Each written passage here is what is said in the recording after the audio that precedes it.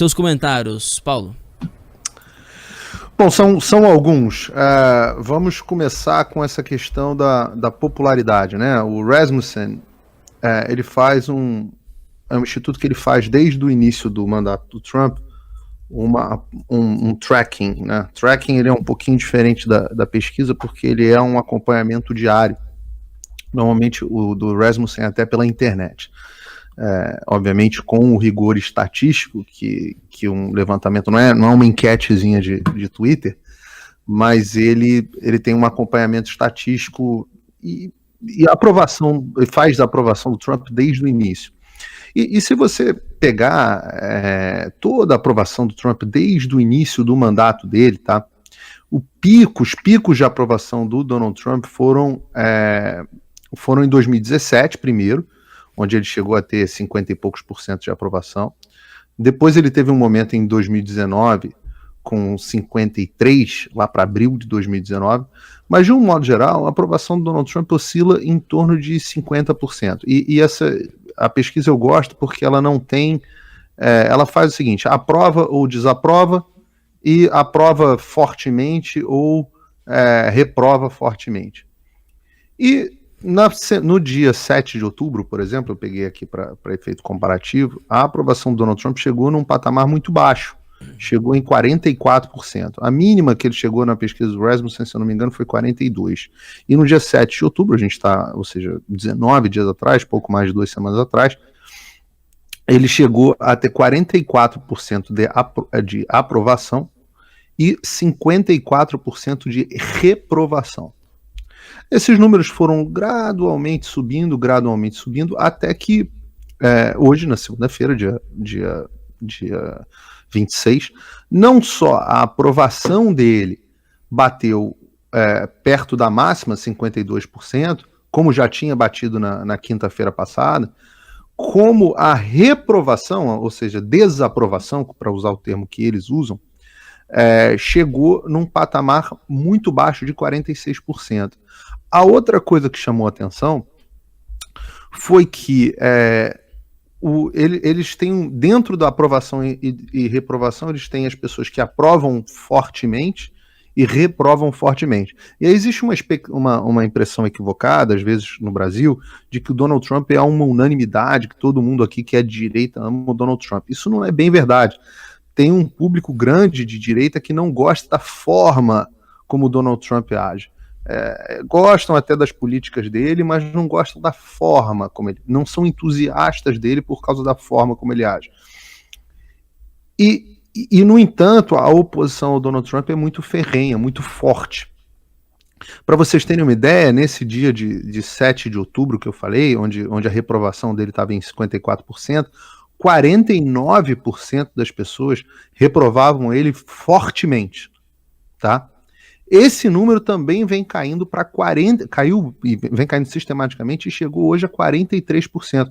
É um patamar muito baixo.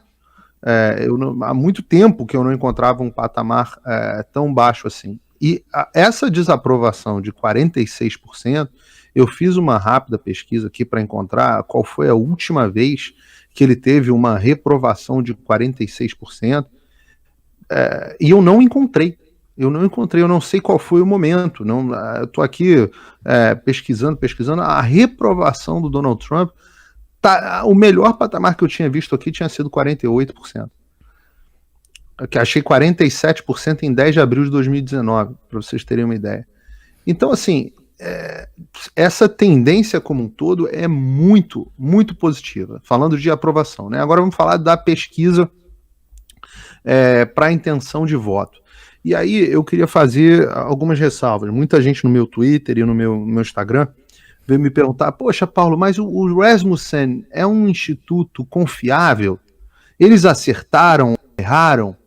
Eu falo o seguinte, olha, em 2016, eles acertaram bem, tá? Em 2016, estou pegando aqui para dar o dado exato, o Rasmussen em 2016 chegou a dar uma vitória, se eu não me engano, de vitória para Hillary Clinton com 1 ponto de vantagem. Eu quero achar exatamente aqui o vitória para Hillary Clinton com 1 ponto de vantagem. O resultado da eleição foi vitória da Hillary Clinton no voto popular com 2 pontos de vantagem. E eu não quero confundir aqui o espectador, que não está muito acostumado em política americana, mas eu sempre faço a ressalva que a eleição nos Estados Unidos não é voto popular igual ao do Brasil, ou seja, não é quem tem mais votos ganha. São 50 eleições por voto popular nos estados, que aí são escolhidos delegados, e esses delegados que votam na eleição geral de acordo com o voto popular. Então, a Hillary Clinton teve mais votos que o Donald Trump, eu sempre falo isso é um outro equívoco que o brasileiro tem, acha que o Donald Trump deu uma lavada, ganhou a eleição com grande margem em 2016, não ganhou, o Donald Trump perdeu a eleição no voto popular, mas ganhou a eleição no colégio eleitoral, porque em determinados estados-chave ele teve uma vantagem muito diminuta, então foi uma eleição bem apertada. Isso não é opinião, tá, gente? É só vocês entrarem aqui e olharem o histórico. Então, o Rasmussen previu que o Donald Trump perderia no voto popular por 1 ponto, e ele acabou perdendo por 2 pontos. Na eleição de 2016, o Rasmussen tem ele errou feio, tá? Na eleição de 2016, por exemplo, eu vou pegar dois dados aqui. Um é que ele disse que os republicanos ganhariam a maioria no Congresso, teriam 46% dos votos para as cadeiras no Congresso. O resultado final foi que os democratas tiveram a maioria no Congresso com 8,4% dos votos, tá? Então, foi um erro grande. Outro erro que eles cometeram, e aí você fala, então eles são sempre tendenciosos pró-republicano, e eu queria dizer que não, nem sempre. Que na pesquisa, por exemplo, deles para o governo do estado da Flórida, eles previram que os democratas ganhariam com 6 pontos percentuais a eleição para governador da Flórida, e no final quem ganhou foram os republicanos com 0,4. Então não dá nem para dizer que é um instituto sempre tendencioso pró-Trump. É muito, muito importante fazer essa distinção. Chama atenção nessa pesquisa alguns pontos. Primeiro deles, que o Trump tem 84% de apoio dos votos dos republicanos.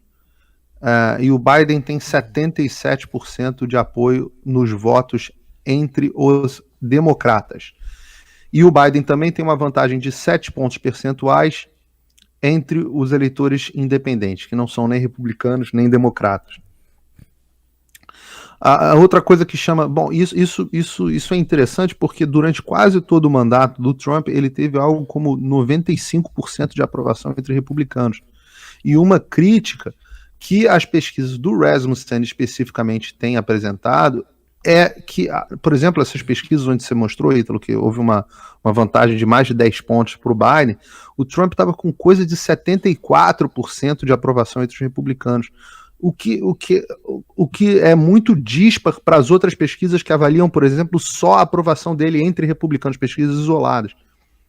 Então, nesse ponto, havia uma disparidade que está diminuindo, mas ainda me parece baixo esse apoio de 84% entre os republicanos.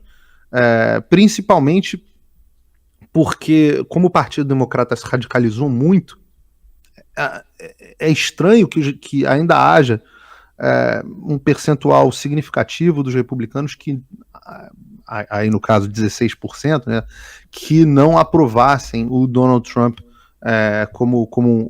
não suportassem o Donald Trump como candidato. O outro ponto interessante em relação a essa pesquisa foi que 1.500 eleitores, uma pesquisa com um número razoável de eleitores aqui para os padrões americanos, 1.500 com uma margem de erro de 2 pontos, percentuais para cima ou para baixo.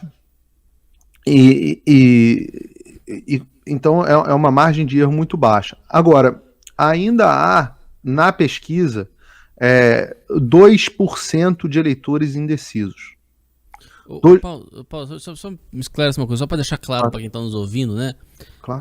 O número 84% de apoio do Trump entre os republicanos lhe parece baixo porque você acredita que há um erro na contagem, ou você estranha o fato de que há só 84% do apoio? E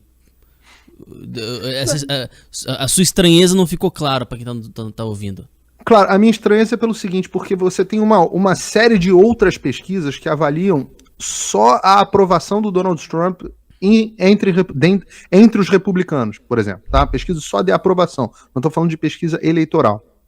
Falando de pesquisas para os eleitores, você aprova o Donald Trump? Porque aí o espectador precisa ter um conhecimento interessante. Aqui, você não aparece para votar na zona eleitoral e fala assim, hoje eu vou votar. Chega lá com o seu título de eleitor, com a sua carteira de identidade, com o seu documento com foto, como é no Brasil, e vota. Não. Aqui você se registra para votar, porque como as eleições são feitas pelos estados, você tem que se registrar num estado falando o seguinte, eu quero votar nestas eleições, tá? E aí você pode se registrar, você se registra, eu sou um republicano, eu sou um democrata, ou eu sou independente, ou eu sou um libertarian, né? Um libertário, do Partido Libertário. Você pode se registrar no seu partido. Por que alguém faria isso? Significa que toda vez que você for votar, você tem que votar republicano? Não. Você pode muitas vezes votar, ser registrado republicano e votar republicano, votar democrata, e vice-versa. Mas quando você se registra em um determinado partido, você pode votar nas primárias daquele partido.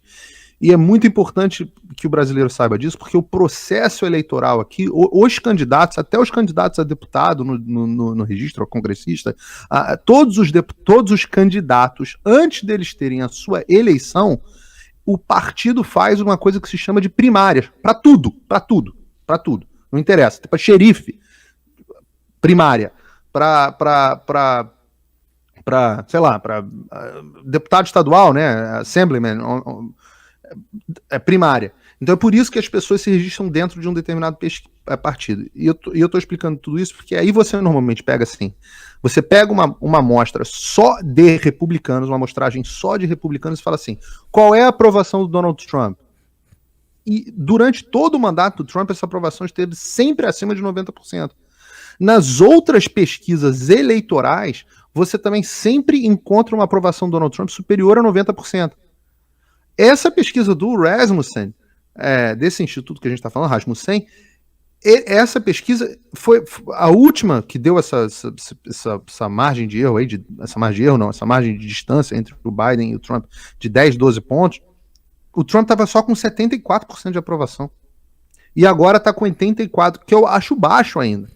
Então, eu não estou dizendo que há um erro aqui, eu só estou dizendo que quando você olha uma pesquisa, sim, é importante se analisar a tendência, mas também as inconsistências que os números dela podem mostrar em relação às outras coisas, em relação às outras. E eu encontrei particularmente essa inconsistência nessa pesquisa propriamente dita. O Rasmussen é o meu instituto predileto? Não, mas é um bom instituto, é um bom instituto para gente analisar. Tem outros bons. Agora tem uma pesquisa que eu recomendo que os espectadores, ela não está tão favorável para o Trump agora nesse momento, mas é uma pesquisa que acertou com muita precisão nas últimas 2 eleições, que é o tracking do IBD. Então essa eu recomendo, a IBD/TIP. É um tracking que eles fazem. E eles acertaram com boa precisão tanto a eleição presidencial passada, quanto também a eleição para o Congresso. Então, para o Congresso, a eleição de 2018, eles erraram com uma margem de 1 ponto, nem isso, 0,6, e na eleição presidencial do Donald Trump, eles erraram com a margem de 1%. Então, é um tracking que eu considero que tem um histórico de pesquisa muito bom. Ele, neste momento, não está muito favorável para o Donald Trump. Ele está dando uma vantagem de 7 pontos para o Biden. Não é uma vantagem, e a tendência desse instituto não é boa. porque em outros momentos ele estava dando uma vantagem menor, ele chegou a dar uma vantagem de 4 pontos e a vantagem aumentou para 7. Tudo isso é oscilação dentro da margem de erro, mas é bom a gente observar. Então isso mais uma vez, é a análise, não é a torcida.